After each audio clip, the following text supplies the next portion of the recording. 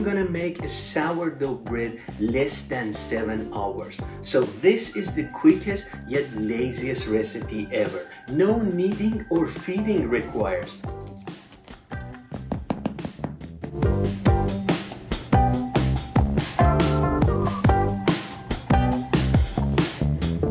This sourdough starter been into my fridge for about 1 week. But you need to know, your sourdough starter must be super active and bubbly like this.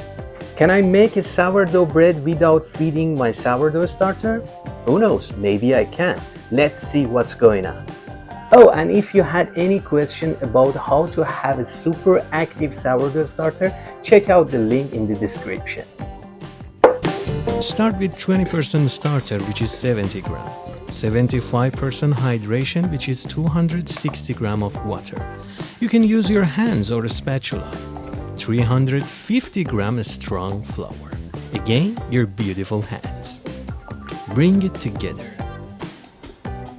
After it comes together beautifully, let it rest for 30 minutes with the cover. After 30 minutes, wet up your hands. The dough is super sticky, so I'm gonna use a slap and fold technique. Just grab the dough, stretch it a bit and fold it in. And with the help of the surface, like this, I just round the dough out. Into the bowl and let it rest for another 1 hour. After 1 hour, oil up your surface. That helps a lot. Bring the dough on the surface and try to use this technique called lamination. Spread the dough out as much as you can and now fold it in.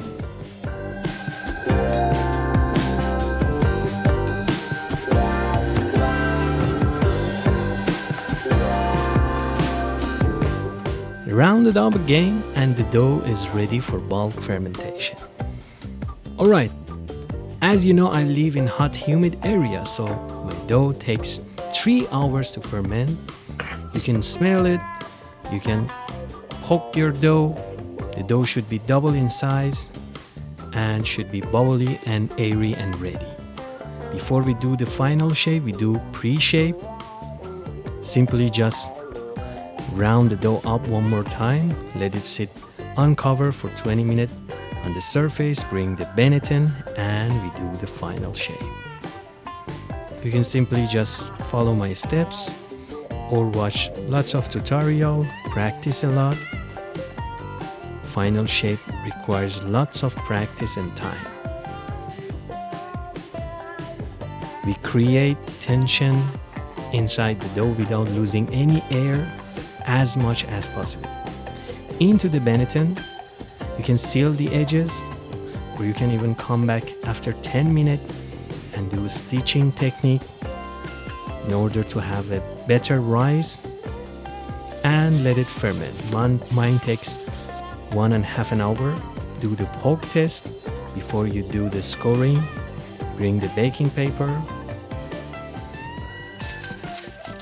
and my baking paper tear apart. It's okay. Dust up with some flour and do the scoring with confidence, like this.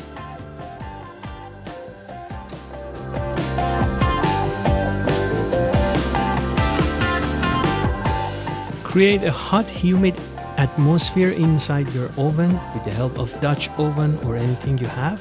30 minutes with the lid, 20 minutes uncover, and it's ready to go.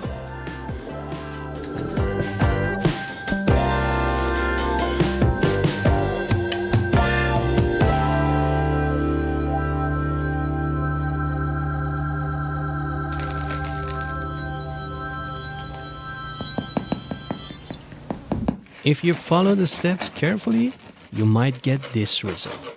A crusty, crumbly, beautiful sourdough bread. Thanks for watching and subscribe for more.